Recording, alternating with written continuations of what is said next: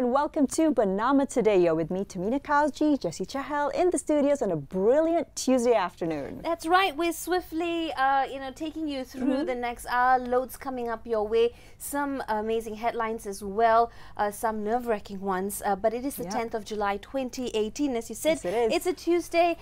We just started the week, but already lots happening. First and foremost, right here on home ground, it is the Prime Minister's birthday. That's right. And of course, it's a big deal to have your birthday when you're in office, but also because we have the oldest elected leader in office. Tun Dr. Mahathir, 7th Prime Minister of Malaysia, turns 93 today. Happy birthday, Tun, from the whole BERNAMA Today and BERNAMA News Channel team. Absolutely. A very happy birthday, and may there be many, many more healthy ones to come as well. Absolutely. Of course, at the ripe old age of 93, he has shown us that age is but a number. Exactly. You can, be in the pink of health as he looks, he's in. And he's always said this though, and he reiterates this. He says, if you don't use your brain, if you don't think, you don't solve problems, you don't read, you don't write, the brain ends up regressing, and then he says you become senile. So always be active is his advice. Absolutely. And I think Tun Mahathir really sets a great example, not just for anybody in Malaysian society who's retired, but those who generally fall into the geriatric category. That's often seen as a negative word or as a negative connotation, but I think he is so fit, so active. In fact, I think he makes a lot of us who are literally, 3, 4, 5 decades younger than him wonder, where does he find the energy? That's right. Where does he find the time? Where does he find the energy? And the list of excuses that we generally come up with. That's well, right. Tun has put that all, he slayed it all, right? Laid it all to so rest, he's the real right? bad boy here, in a good way. Of course, he is turning 93. His stamina, we've seen him, and of course being Prime Minister means that he has to be on his feet That's right. all day. And now, of course, we're playing a couple of his quotes in the Yeah. background with, pictures through the ages as well. This would have been from when he was back in office during the first term itself. And he says, if you want to be a leader, well, you've just got to be in charge. That's now, right. of course, we're bringing you a couple of interesting facts, snippets, tidbits that you may or may not have known about Tun. So,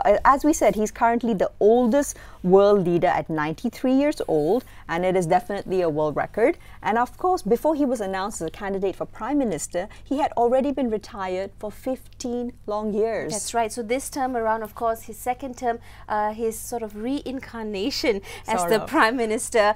He met his lovely wife, Tun Dr. Siti Hasma, while they were still studying. And what's even more heartwarming is to learn or to know that these lovebirds actually met at the King Edward College of Medicine in Singapore, where they were both studying to be doctors at that time. Oh, so there we have a little story snippet as well. in the That's background. right. So we're playing a lot of these lovely vintage pictures from the archives showing Tun Mahathir, of course, at various stages in his life. That one, of course, was with Tun Siti Hasma. And did you know that he was an active writer? He wrote for the Straits Times back when he was in college, and he also wrote for Singapore's English Daily. And check out that picture with a very fashionable beard. Ooh, looking serious there with, his pen to paper. But you know what? If you're thinking 93, okay, fine, he's energetic. Apparently, he goes, he exercises in the morning, very early in the morning, before he gets out to start his day. He's either cycling or you can sometimes find him horse riding. He says his mom, in fact, gave him this piece of advice. And she said, when the food is nice, stop. So, have a little bit, but don't have too much, no overindulgence. Of course, this footage here, we just saw Anwar Ibrahim and the Prime Minister then through some very original and, time-sensitive footage there. Exactly. And this is, of course, Tun M being installed Sworn once in as the again 7th Prime Minister. as the Prime Minister. Now, of course, Dr. Mahathir previously also held multiple positions in the government. This is truly a man who worked his way up the ranks, serving as Minister of Education, Deputy Prime Minister, Minister of Trade and Industry, Minister of Defence, Minister of Home Affairs, Minister of Finance, and of course as 4th Prime Minister of Malaysia before the most current term. Absolutely. So the Prime Minister of the new Malaysia, the new That's Prime right. Minister of the new Malaysia. This is, of course, Tun Dr. Mahathir Mohamad, and a day that the entire nation is celebrating. I'm sure he with his loved ones as well. That's right. But moving on, Dr. M has got a visitor. Exactly. Someone someone's in town. Exactly. And of course, we are speaking about none other than Philippine President Rodrigo Duterte, who will be visiting Malaysia actually to watch the much lauded Manny Pacquiao fight. Yep. But he's also taking an opportunity to drop in and pay a visit to Tun Dr. Mahathir. That's right. He last visited Malaysia back in 2016 and had, of course, met with the then Prime Minister, Datuk Seri Najib. So, of course, more to come from this meeting as well as perhaps what they will discuss and what they will talk about. I think it's quite interesting to see. I mean, Tun Mahathir, as we know, is always very forthcoming, always very frank about his opinions, and there's plenty to comment about, especially the strong-arm manner in which President Duterte is handling local domestic issues in Philippines. Absolutely. Well, moving on from that, a bit of a warning from the Health Ministry. The hand, foot and mouth disease in Penang is a little alarming, but do not worry, it is under control. That's right. Now, Health Minister Dr. Zulkifli Ahmad today described the state of the hand-foot-mouth disease, and he said that 1,616 cases of HFMD were recorded in the state, up from about 1,500 cases last Friday. That's right. So he also said the situation is currently under control following measures that were taken by the ministry and the State Director of Health. I know many schools and kindergartens have also issued directives some notices. as well. That's right, to say, you know, just be on the lookout, be on the watch. If you have children, make sure that you are observing them and they have no breakouts or rashes or fever. And if those symptoms show up, then get them to the clinic or the hospital immediately. Exactly. So, of course, you know, just take the normal health measures. And on that note, we take a quick commercial break. We'll be back right after. Do stay tuned.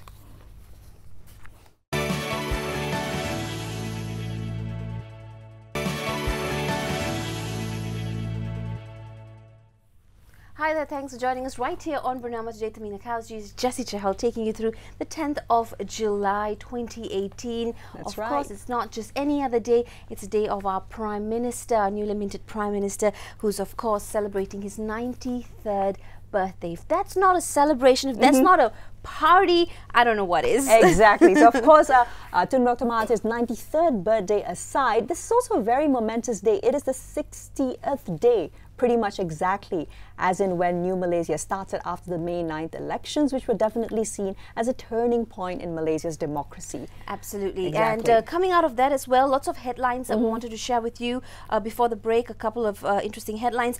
But for now, we're talking about the DOSH, or the Department of Occupational Safety and Health. That's right. Now, they've got some new statistics which are coming out, and recorded 711 deaths at the workplace last year, said the Director General, Omar Matpia. Now, he said of this total, 187 people were reported killed at construction sites. That's right. Now, when we talk about Malaysia, we talk about Malaysia's identity. Of course, we talk about, you know, what Malaysia can use to symbolize our country, and a lot of times we talk about the Malayan tiger. But here we are at a sort of a junction where how much we have to question how much is being done to save the Malaysian tiger. That's right. Absolutely. So now poaching, of course, still remains the most urgent and critical threat to the Malayan tiger, according to the World Wildlife Fund Malaysia. And basically, Executive Director and Chief and CEO Dr. Dionysus Sharma has noted the presence of foreign poachers in Malaysian forests, underlined the urgent need for the country to set up wildlife protection efforts on the ground, including transboundary collaboration. That's but you know what? I think going in from the top down to on a daily basis, what we all can do is just be aware and refuse to consume or buy any products which contain endangered animal parts. That's not just right. tigers, Full stop. Right? You know, it starts exactly. there, and you know, we hope that this particular news piece really creates that ripple and spreads that awareness. Because if not now, when? We've been talking about this issue for so long, and it's it not really going to get better That's unless there's definitive action. But moving along from there to something else, another case. Of course, we're talking about the Thai cave rescue, which basically has everyone, not just regionally but worldwide,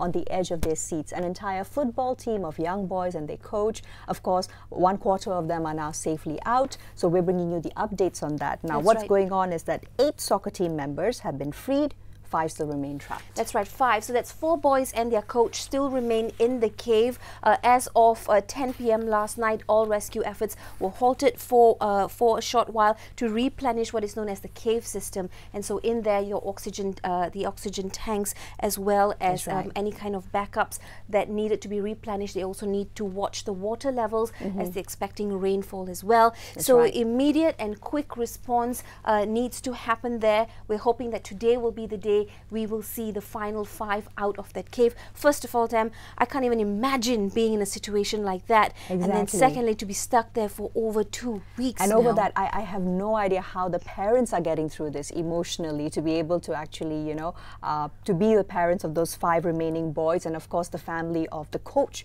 who's very gallantly, you know, really stuck through it and kept the kids calm and insofar pretty absolutely healthy heroes, still. complete heroes, each and every one of them. So it all started on June 23rd. That's right. When the boys were reported missing. Yes, indeed. Now, from June 23rd all the way to July the 10th, so that's been a good almost close to 3 weeks that they have been trapped underground. Now, of course, on July the 6th, a few days ago, Thai Navy SEAL Saman Kunan died during rescue efforts from a lack of oxygen, which I think made a lot of us very nervous watching, because we thought if an experienced Navy SEAL could also experience difficulties, but at the same time, the 8 boys who have been extracted safely tells us how very careful they are being and how positive it is. That's right. And, you know, hats off to the initial 2 divers who in fact found the boys and their coach. And of course, as of last night, the divers had entered the cave system at 11 a.m., returning with another 4 boys. So once again, leaving us with 5 remaining inside, the coach and 4 boys. Apparently, they're all still healthy, and their spirits are up, and they're just waiting for the right time to be saved. They have been either rushed by land to the hospital or been taken by helicopter. That's right. Now, on that note, time for a quick commercial break. We'll be back right after with an interview with Dr. Alice Pratima Michael, speaking about lots of issues, health included, not just how to stay healthy after retirement age, but also menstrual issues. That's right. Women issues, very important. Do stay tuned. We'll be right back.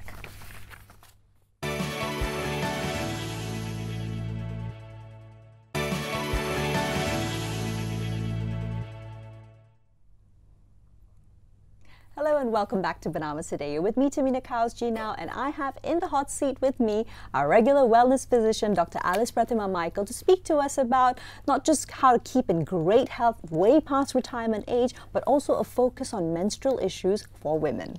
Dr. Alice, welcome to studios. How are you today? Hi, Tamina. I'm great. I'm good. Thank you. Great. So, of course, on the occasion of Tun Mahathir's birthday, he's just turned 93. We just wanted to tap you for your recommendations of how those of us, maybe our parents or even our grandparents, could still stay active and really on the ball, even if they're in their 70s, 80s and beyond. Yeah, I think 70s, 80s is it can be a time of great productivity. If people can think of it as a special time when they have to take some special care of themselves, sometimes even to stay productive, so that they can not just retire because of all the wisdom they have, they can be of great use to the society as well. So basically, this is a time where you need food, but not excess of food. You need a lot of nutritional planning. I believe because the body needs, has special needs, because this is the time the muscles are depleting, the bones are depleting.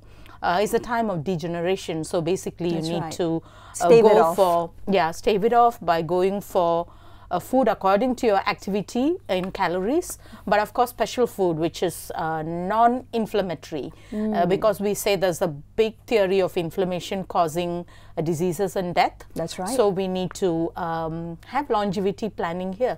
So basically we are going to go for less sweet, less salty, but not necessarily salt-free. That's right, of kind of food, but we're also going to focus on all the micronutrition, because the micronutrients, the amino acids, these are all the building blocks. These are things that is not talked about very often. Basically, we always talk about how much carbohydrate to protein. Very so true, basically, we need to reduce the carbohydrates if you're not that active, but you still need to go for good protein. You have to look after your digestion, because digestion can slow down as well at this time. That's right. Eat in colors, I would say, have a lot of different colors. So eat the rainbow, basically. Yeah, rainbow, have different kind of vegetables and fruits. And those who have issues with digestion possibly need to go for everything very well cooked for a while, and look at how they can improve their digestion. Right. And activity-wise, again, of course. Activity levels. I think what Tun has also shown us is that he keeps a really busy, packed roster. Of course, not many people who are already in their 70s, 80s, who have not been keeping good health can expect to function on that level. But what are some precautionary measures or some top tips that you'd like to share? Yeah, as we talk about activity, I would first of all want to draw attention to the fact that there's a lot of risk of fractures and injuries. That's right. So need to make sure that the environment they are in is slip-free, is reduce accidents, kind of precautionary things has to be put into account when they are looking at activities. Right. And I would think that activity which works on resistance training would be very good, because it can strengthen both the muscle and also the bones. Right. At the same time, it can be something that can stave off certain problems, but not too much of exercise as you would have done if you stopped in your 40s or your 50s. Yeah, but you'll suddenly run a marathon. Yeah, you will need to start slow, and you'll need to look at, not retire and say, I'm old and I can't do any exercise, not that thought, but rather I will exercise according to my health. Because our biological age and our chronological age does not necessarily have to meet. Very true. So we can always go according to what we have. Of course, those with good facilities, they can always get themselves tested, know what their faults or what their weaknesses are, what their strengths are, because human body is made in such a way nothing is all perfect. That's right. So we need to recognize what is weakness and start working on those things. Right. I think that way, and mentally keeping ourselves active, that is very important. That's and right. That's what it's all has about done. a balance, right? Yes, keep your mind very active in current things. So being moving active from in a the balance society. in keeping yourself healthy in your golden years, as they say, let's move into the menstrual issues that we're here to speak about. So when we speak about menstrual pain, is it just a normal part of the menstrual cycle, Dr. Alice, or is it something which can also be managed, or could it be a symptom of something more underlying? Yes and no, because there is primary dysmenorrhea or simple dysmenorrhea, which means painful period.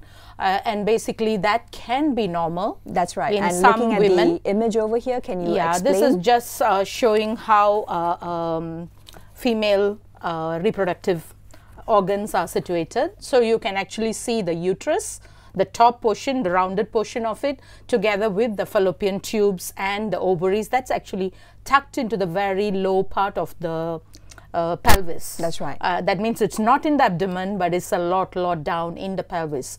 And then, of course, going down to the cervix and then to the vagina, to the external area that is down in the perineal area for women.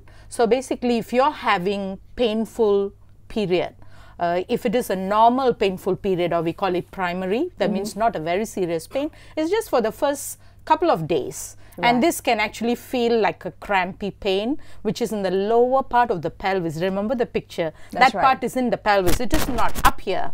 Up here could mean something else. Absolutely. But this is it could be a digestive system. Yes, so this is much down there. And many women will also feel it like a cramp which goes to their back, lower back. Some can have it go down to their thighs as well. Exactly, which is why a lot of women describe the pain in the lower part of their abdomen as something which radiates in waves. Now, when we speak about this kind of pain, at what point should a woman say, all right, I think I need to see the doctor for this pain, and it's not just something which is regular? Yeah, as opposed to pain that happens just in the first couple of days of period, and it's just a mild pain. And if they took some painkillers, paracetamol or some NSAIDs or painkillers, like you said, they actually can go away and they can function as normal. Right. Okay, but if the pain starts very much before, say like 4 or 5 days before a menstruation happens, and it goes on throughout the period, the time of the period, and it is so severe that whatever you were to take, you can have hot pillows, you know, all those things is supposed to help for menstrual pain. But if it is a simple one, it will. But if it is very severe, it's going to be severely pain, where the woman actually feels like, yeah, you see the hot water bottle. Actually, heat is supposed to help. For primary dysmenorrhea or simple dysmenorrhea, the question you asked was when is complicated? When is it complicated? When it's complicated, it's too painful, it's for too long, it starts too early, or sometimes most women will start to get it after their menarche. That kind of pain, because their endometrium is supposed to have one of the pain substances, which is interleukin. It's actually having too much of that. And so that's why they have pain. So it starts much, much earlier.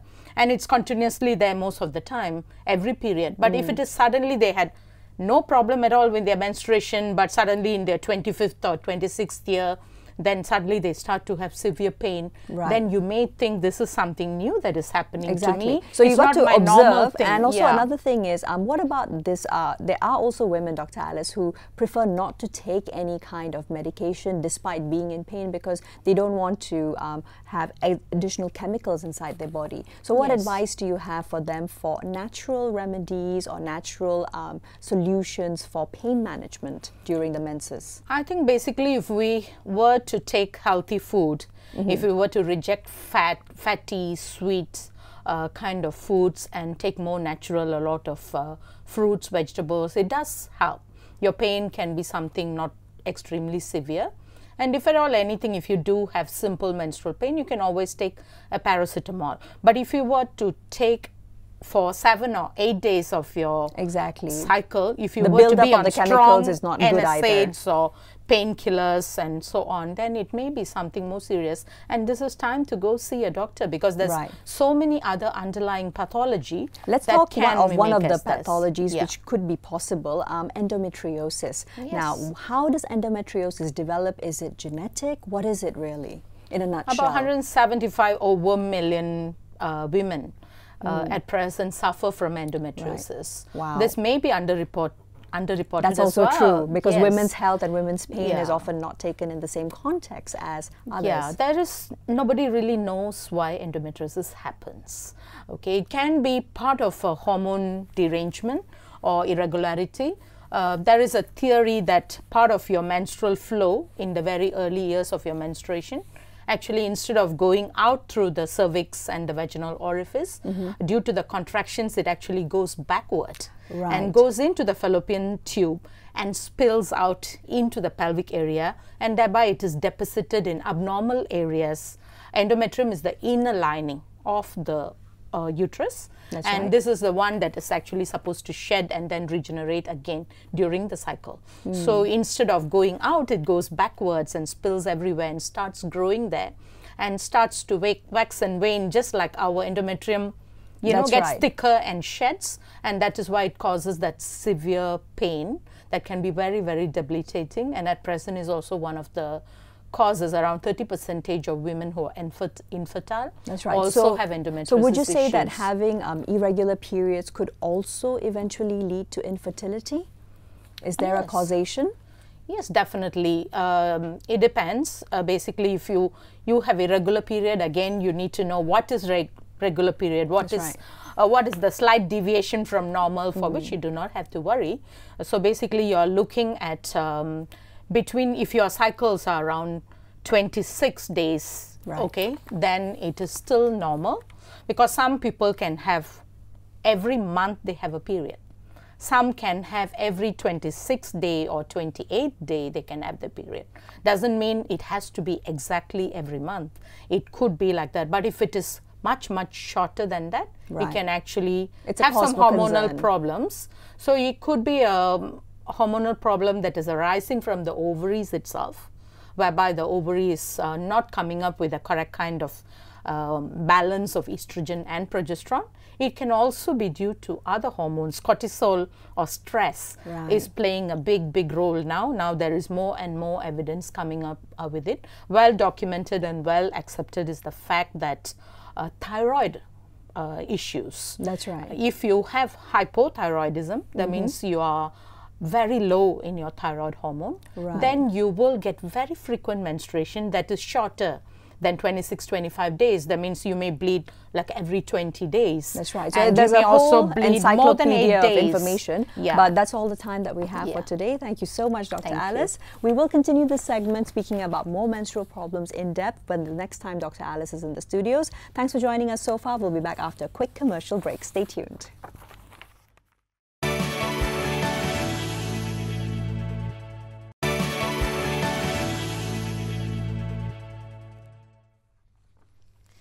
Hi there, thanks for being with us right here on BERNAMA today, of course, coming to you live via BERNAMA News Channel, where it's all about you, Tamina Kaustri, Jessie Chahal taking you through. It is 10th of July, 2018. It's also the birthday, or rather the 93rd birthday of our Prime Minister. And of course, that at 93, that makes Tun Dr. Mahathir the oldest elected premier in the world. So that's another good record. We know how we Malaysians love our records. So aside from wishing him a very happy birthday, let's give you like a little bit of a rundown of Tun Dr. Mahathir through the ages and a couple of his golden words of advice that he's always been sharing, especially now that Malaysians are so fascinated with how he keeps energetic throughout his busy days. Absolutely. So he has these few sort of gold nuggets to share, and he says, if you don't use your brain, if you don't think, if you don't solve problems, if you don't read, if you don't write, then the brain gets into this mode where it kind of regresses, and then you just become senile. So he said,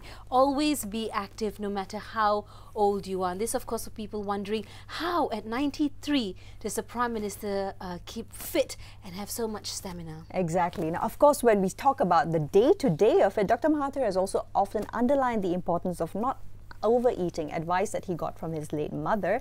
And he says that his mother told him that when the food is nice, stop. Now, he said, admitting that it would be difficult at first, but it becomes easier after some time. Now, we've also seen a couple of pictures go viral of Tun Dr. Mahathir and wife Siti Hasma having their dinner at home and some multivitamins that he had by his side. I think they sold out within hours, right? They would make perfect ambassadors for many health brands here in the country. But of course, Dr. Mahathir, his second time or second incarnation as the Prime Minister of Malaysia, he met his wife, Dr. Siti Hasma, while they were studying back in Singapore. That's right. Now, of course, we're playing in the background for you some vintage pictures, some of the greatest hits. Now, of course, the age of the pictures themselves tells you that, of course, Mahathir is regarded as one of the last old guards of Asia, along with Singapore's Lee Kuan Yew and Indonesia's Suharto, because they come from a generation of politicians who had led Asia to prosper economically under their leadership. But of course, he's back for Act 2.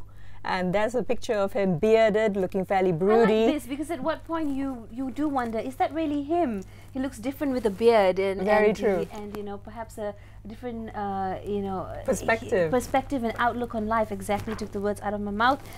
So that are some of the pictures celebrating the life of Tun Dr. Mahathir, our Prime Minister, and.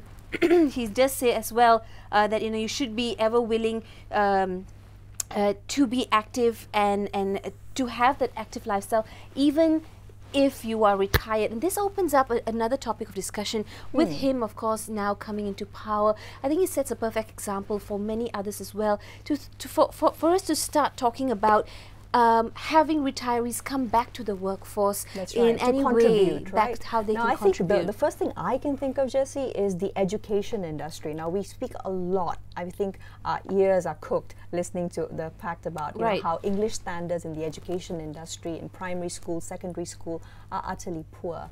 Now, what about a proposal to bring back retired teachers who would have also been from the era whereby they were all educated under the Commonwealth system, they themselves speak great English still, and they would perhaps be able to, even if not teach a full day's worth, assist and instruct the teachers who are in the classrooms right now and not able to instruct in English. A council of eminent educators. I think that's something we can work on. Hit the nail on the head, right? That's right. So, of course, we can still use their talent, their skill sets, which they have, of course, honed over the years. So we want to bring them back into the communities. And if you're a retiree, think about how you can come back to the community and how you can contribute as well. Of course, you know, it's a new Malaysia and the opportunities are aplenty. Yes, they are. Now, of course, Dr. Mahathir previously held several positions in the government, truly a man who worked his way up the ranks before becoming Prime Minister. He was previously Minister of Education, Minister of Trade and Industry, also Minister of Defence, Minister of Home Affairs, Minister of Finance,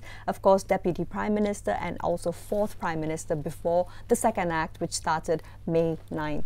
That's right. And the final thing, like icing on the cake, if you think at 93, you know, you're out of it, technology not really my thing, Tun Dr. Mahathir still runs his blog. He's had it since 2008. That's right. And he still keeps it updated quite regularly up till today. He even has an active Instagram account. So again, setting examples for us all. While we celebrate him, we also want to talk about some other news making headlines. Yes, we do. And of course, it is, this one comes from the, well, it's making international news as well. The boys and their coach who have been stuck in a Thai cave, 8 have already been rescued, with another 5 remaining still in the cage, in the cave, which is pretty much like a cage as we speak. Exactly. Now, of course, the great relief of the waiting parents, 8 of the boys have been rescued, but of course, they did not come without tragedy, because on July the 6th, Thai Navy SEAL Saman Kunan passed away during rescue efforts due to a lack of oxygen. Now, what we're showing you in the backdrop, of course, are some footage that we have gotten of the boys being rescued and of the really cross-border efforts which are truly underway. This saga basically has the whole world gripped in its throes, and people are just looking forward to seeing everybody, the 5 remaining boys and also their 25-year-old coach, rescued successfully. That's right, and we are chasing time because rain is expected. It is the monsoon season there right now. They are hoping that they will be able to get into the cave today and immediately rescue the remaining 5 of them who are stuck there, the 4 boys and their coach.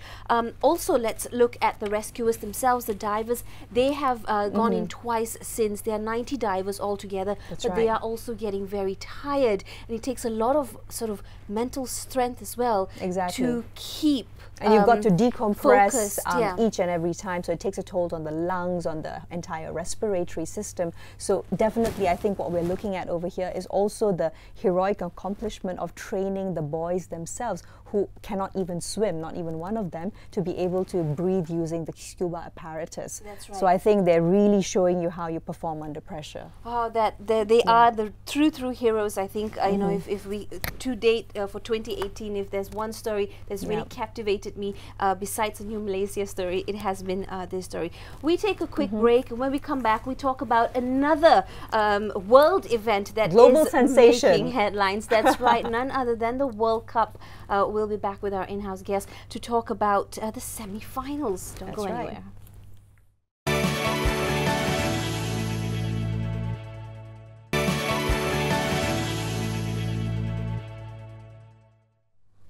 Hi there, you're watching BERNAMA today, and in this segment we speak to Nikhil Michael. He's of course a sports enthusiast, more football crazy, of course. It is World Cup 2018, and that's what we're talking about on the show today. We are at the semi-finals, which means France takes on Belgium and England versus Croatia. We will get into the nitty-gritty right now. Welcome to the show, Nikhil. Welcome back, rather. You were here last week as well, sharing your thoughts on the World Cup. Yeah, that was great. I'm glad to be back. That's right. So, okay, so while we are on that note, talking about the lead up to the semi-finals, how these 4 teams have made it there in the first place, let's take a quick look at the first game coming up, which is France versus Belgium. That's happening tomorrow night, or rather tonight at 2 a.m.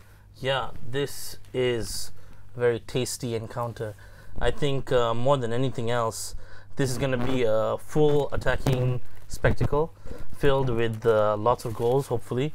I mean, this could be the match of the tournament if it all plays out right. And, you know, both teams, very strong teams. Both teams, world-class talents.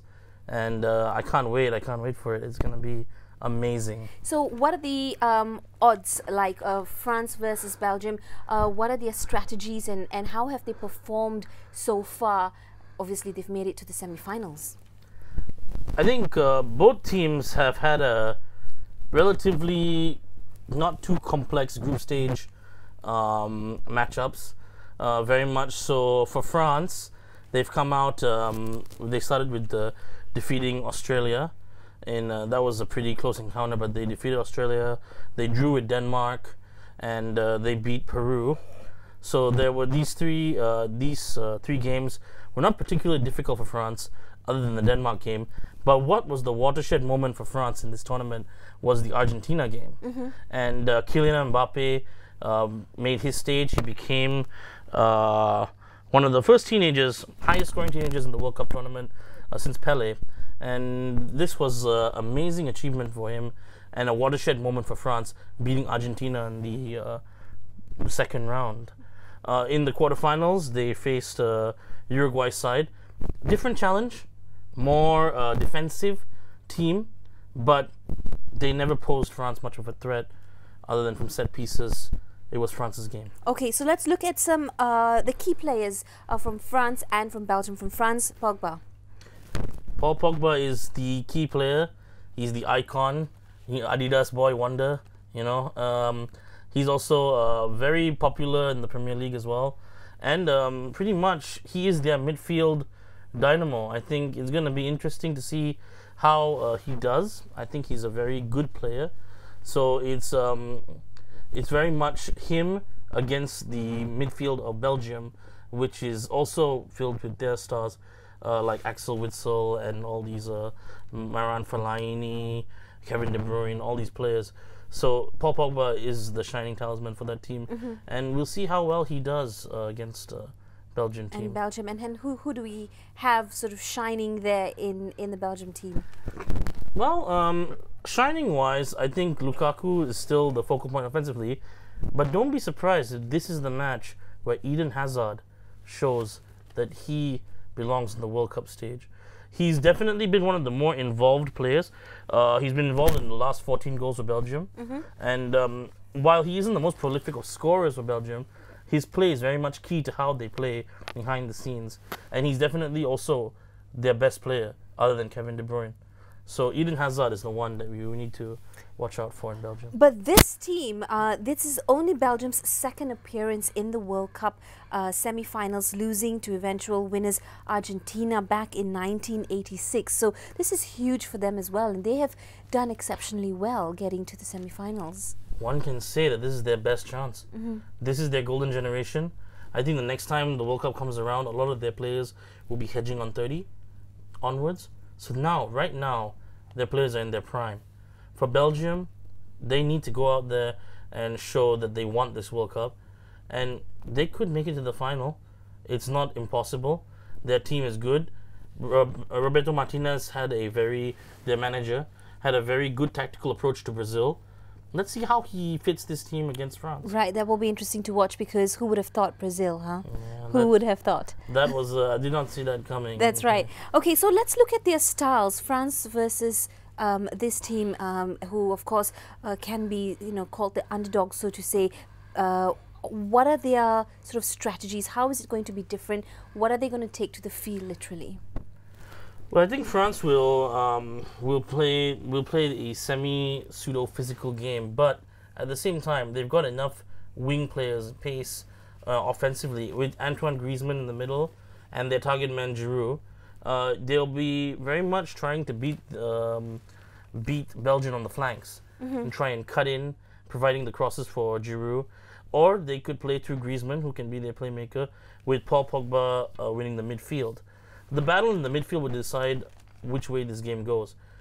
However, I would like to say that Belgium, how they set up against Brazil was very different from what we would expect, because they invited Brazil to shoot and then countered. Right. So they play a very counter-speed attack role with their three attackers, De Bruyne, Lukaku, and Hazard. And if those three are coming at you, and if it's 3 against 2, it's not your favor. It's not in your favor, basically. Yeah. Okay, so that will be, of course, interesting to watch. You've really set that tone there, and I think, that will make it another sort of a match will really puts you at the edge of your seat. France versus Belgium, what's your personal take on that? It's a tough game. It's a tough game? It's a tough game to call. I can't write off Belgium after the way they fought all the way up here, and again, this is their best chance. I gotta go with France because France, on paper, they're the strongest team left in this tournament. I think they've got enough firepower, enough talent to see it through. We'll see. Although I do think it will go to penalties. Okay, so we expect a sort of a really interesting game there happening tomorrow night on the 11th of July at 2 a.m. Or rather later today and early Wednesday. That's right. Moving on from that game is the Croatia versus England game for England. It has been what? Has it been a walk in the park for them? You know, with England, nothing is ever a walk in the park. You're dealing with a lot of pressure from the media. Their own local media is not very forgiving. And I would say the thing that has really helped England this time around is that practically no one had any expectations for this World Cup. No one went into it expecting England to make the semis. And England have flourished from that, you know, underdog sort of. I wouldn't say underdog, but I would say more. No one is giving us pressure, so we can play our game. Right. And they've gone through the rank. They've gone through the fold as well. You can argue that their group stage was quite easy. But they've beaten every team that has been put ahead of them. So that's the good thing. And they beat Colombia, and then against Sweden, which we thought was going to be a very slow game. They managed to put in the goal in the first half from a very fantastic corner. Great header by Harry Maguire. And in the second half, Del Ali delivered as well. So it's not been a walk in the park by any means. But they have gone about and done their business. And now they're in the semi-finals deservedly. Do they have it easier now that sort of the big boys are out of the way and they managed to secure a position in the semi-finals, taking on Croatia, which obviously is a much less experienced team than England? I would say that they've been blessed with the fact that they've not had to face, other than Belgium, they've not had to face a top 5 country. But I would argue that Croatia, on paper, they might have less experience, but the truth is this Croatian team in general is filled with players playing on top level football in Europe. And in England as well, Luka Modric is familiar with the Premier League. That's where he's from. So Croatia is a very strong team. So you need to watch out for Croatia, I think. So people with this notion that Croatia is weak, they're not really weak. They've struggled. Yeah. But they're not a weak team. They are going to be quite strong for England. Okay, so Croatia has had 8 different scores at the 2018 World Cup. Only Belgium have had more different players to find the net. Croatia versus England. What's your call on that? Because like you said, even though it may seem that they have less experience on paper, but they do have a strong team. I would say that, well, my full opinion is that I think England's going to win this game. I do think this is yet another watershed moment for England. Again, Croatia have shown that they could drag it. They could make it a very long affair, especially with their midfield. Their midfield, I would argue, is vastly superior to England's midfield. But, you know, offensively, defensively, it balances itself out. And with the goalkeeper for England as well, who I think might be the goalkeeper of the tournament when it's all said and done. So, you know, that's something that you look out for. But I do expect England to pull through in the end. Okay, we take a quick commercial break from all this discussion. We'll be right back to wrap up our, I guess, predictions on the World Cup 2018. Don't go anywhere, we'll be right back.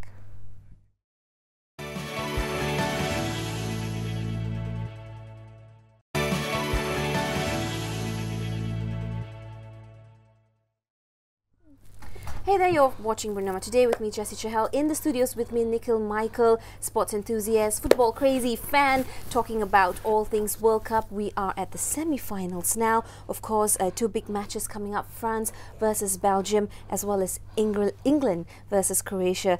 So much to talk about there. Let's talk about the England-Croatia match. Who do you think the key players on each side are? So, like I mentioned before, Croatia have one of the best midfields, and once again, it's got to be Luka Modric. and Ivan Rakitic that's going to set the stage for them midfield-wise. I think they have a very good opportunity to set the tempo against a very young England midfield. So they're going to be Croatia's players to look out for, in my opinion. So your call on this match, England? I do say England. So yes. you're saying finals will be England-France, most likely. And what a game that might be. Exactly. Okay. Let's talk about the Golden Boot award. What are your thoughts on that? Well, Harry Kane's leading it at the moment, and I think if all goes well, he should be the winner. Again, Lukaku is close behind him. Kylian Mbappe has opportunity to catch up, but with the difference being 3 goals away from him to be the top, it's going to be hard. But it's coming down to Harry Kane and Lukaku, and I think that's going to be how the race goes in the end. Strong contenders. Okay, let's look at the World Cup overall, as of course the race for the Golden Boot is ongoing. Overall, at the World Cup, there has been much speculation, especially by fans, seeing that Brazil has exited the World Cup, and a few other strong teams, Germany, for example. There's a lot of hearsay about how bookies have played a part in this match, or rather match fixing. What are your thoughts on that? Because let's be real. I mean, bad play is bad play, and we've seen some of that happen as well.